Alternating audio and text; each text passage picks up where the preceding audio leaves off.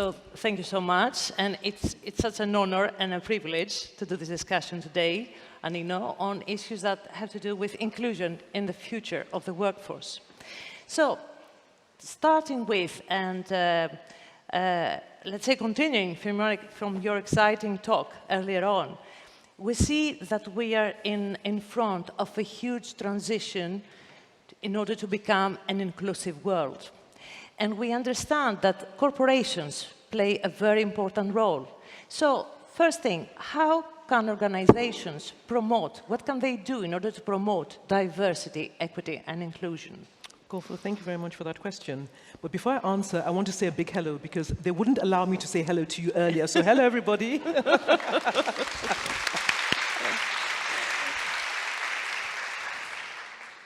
This is really very important because we have moved, or we are moving from why should we do it to how should we do it. And I think this is really very pertinent. Now, the first thing is to understand the difference between diversity and inclusion. And I have a very simple definition.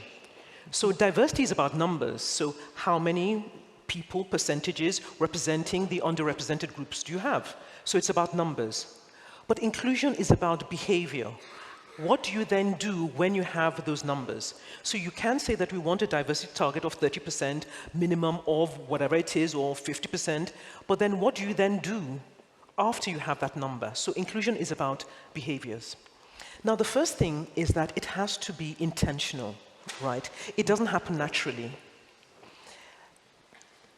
One major thing, if there's only one thing that organizations do that would drive diversity and inclusion, is to make it a strategic initiative, something that starts right from the board level to the CEO level. It is not an HR issue, it's a strategic issue. The minute you have diversity and inclusion as a strategic issue, then we're going to start looking at what are those things that we do. So that's absolutely the first and the most important thing. The other thing is just make sure that you are clear about what exactly it is you're doing. Make sure that you have those numbers, right, and those targets as KPIs for your executives. What gets measured gets done. Yeah, perfect. And it has to do also what we see in exactly what you said initially, that it has to do with strategy, because we see that organizations should shift culture. Consider new ways of working, leadership style, as you said, Anino, in the beginning, like the way that they lead and the way that they promote, the leadership style that they promote in the organization. So this is a very important shift, let's say, and of course measures, yeah.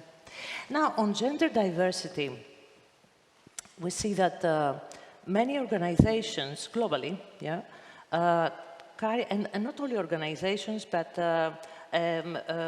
global foundations, let's say, organize targeted initiatives. For example, we in Eurobank, we have Women in Banking, which is a leadership acceleration program, including mentoring, networking, and learning for women. And it really works and improves the numbers. And you see more women getting promoted in senior roles or in the talent pools. But still, many women struggle in defining their vision and their value in men-dominated boardrooms. So how can women make a difference while being themselves? This is really very important, when we look at, women getting to those senior level positions.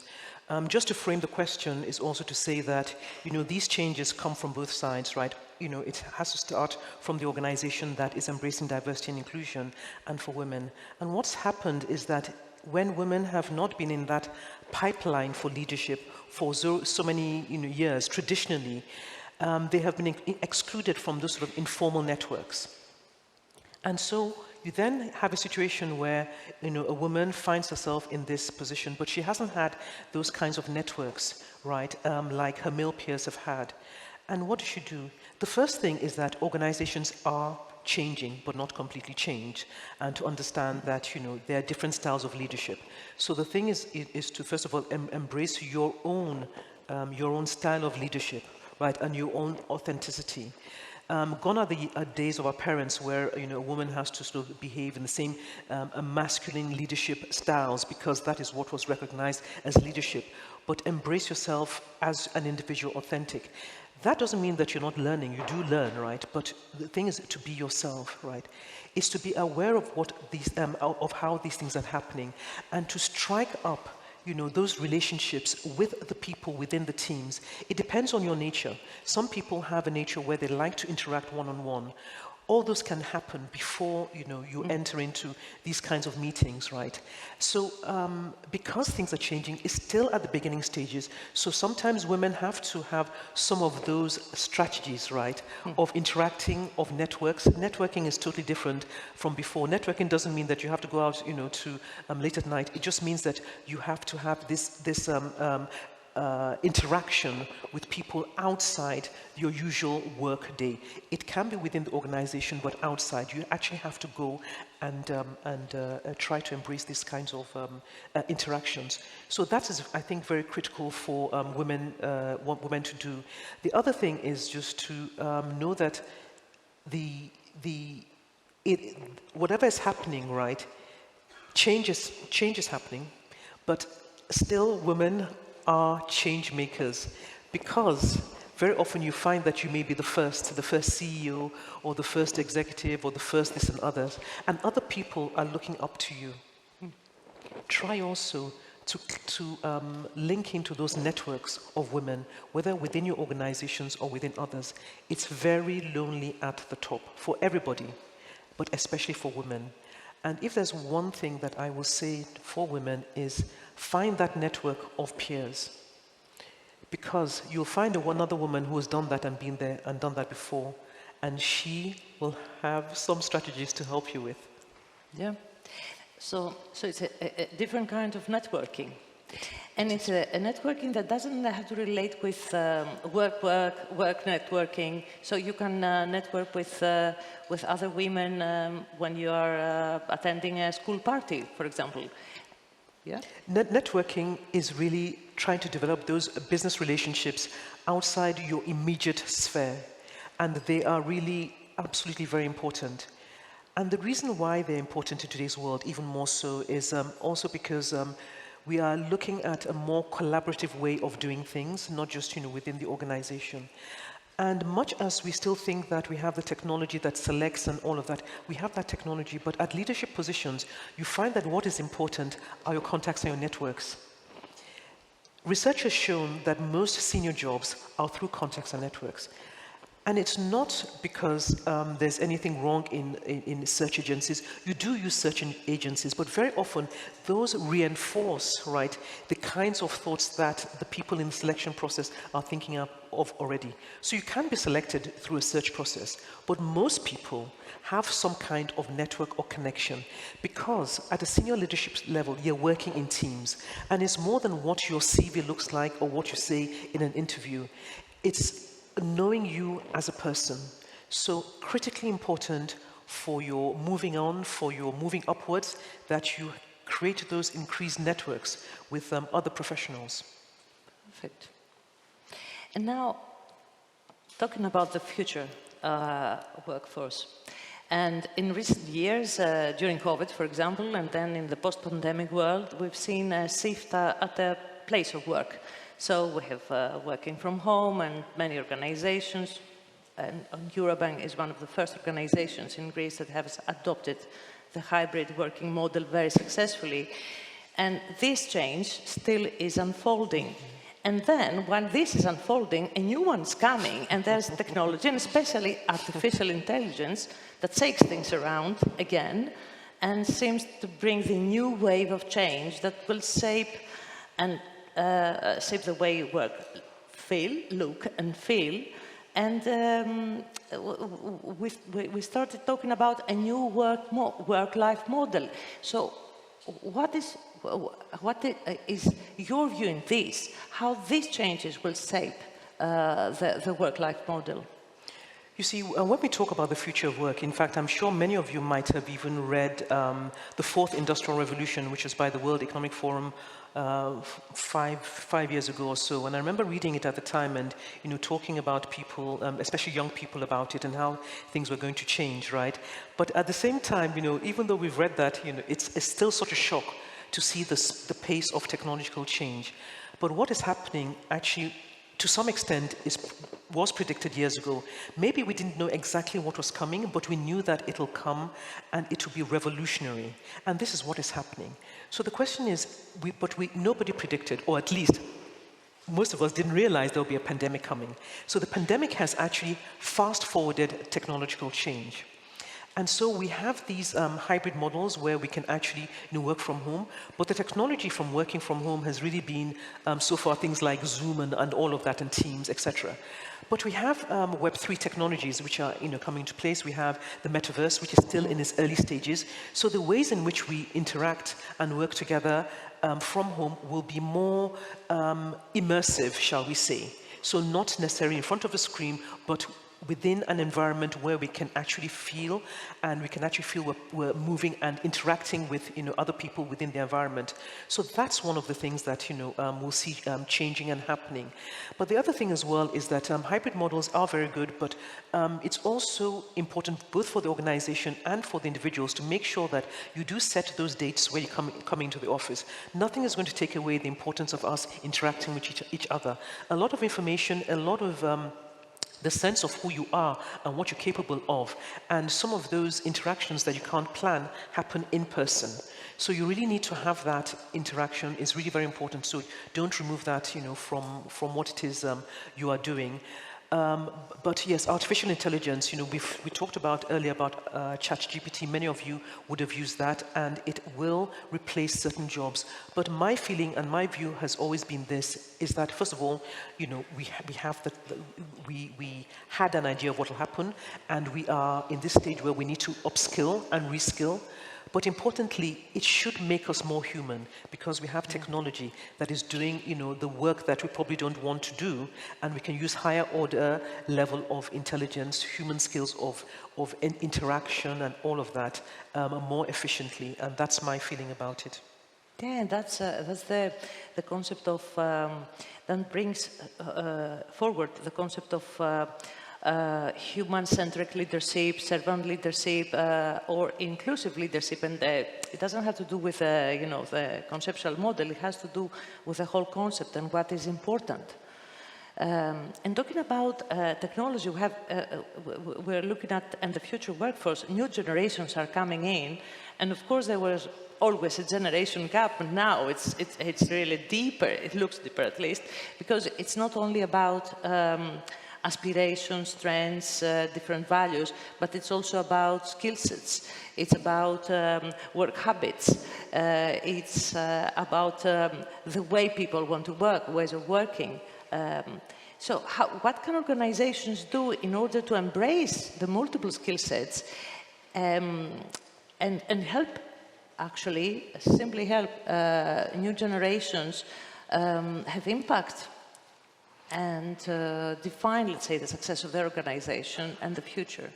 We have a situation where, in large organizations, we have multiple generations that are working together.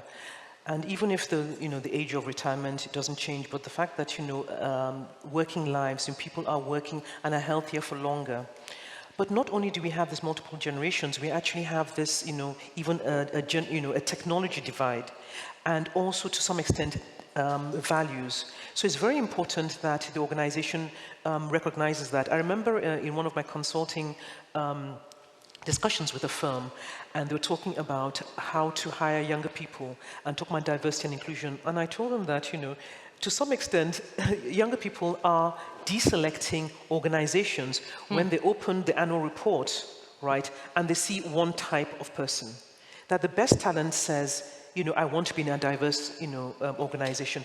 And the question was, but if we are trying to be diverse, right, so we need to hire. And I said, yes, but it's a tough world. The best talent has chosen what they want, so you need to move and do things, absolutely very quickly. But there is reverse mentoring that happens, right? Yeah. So it's not just mentoring, upwards, mentoring downwards, understanding, the younger people, working with them and learning from them. And what I actually find, which is actually amazing, because sometimes, people think, the Gen Zs and millennials, but you'll be surprised, right, how they value certain things about the older generation that you take for granted. So it's really a win-win situation, but you need to actually make sure that you do try to embrace them and understand certain things. All the things we're talking about in terms of, ESG, sustainability, young people are asking for that, the younger generation are asking for that.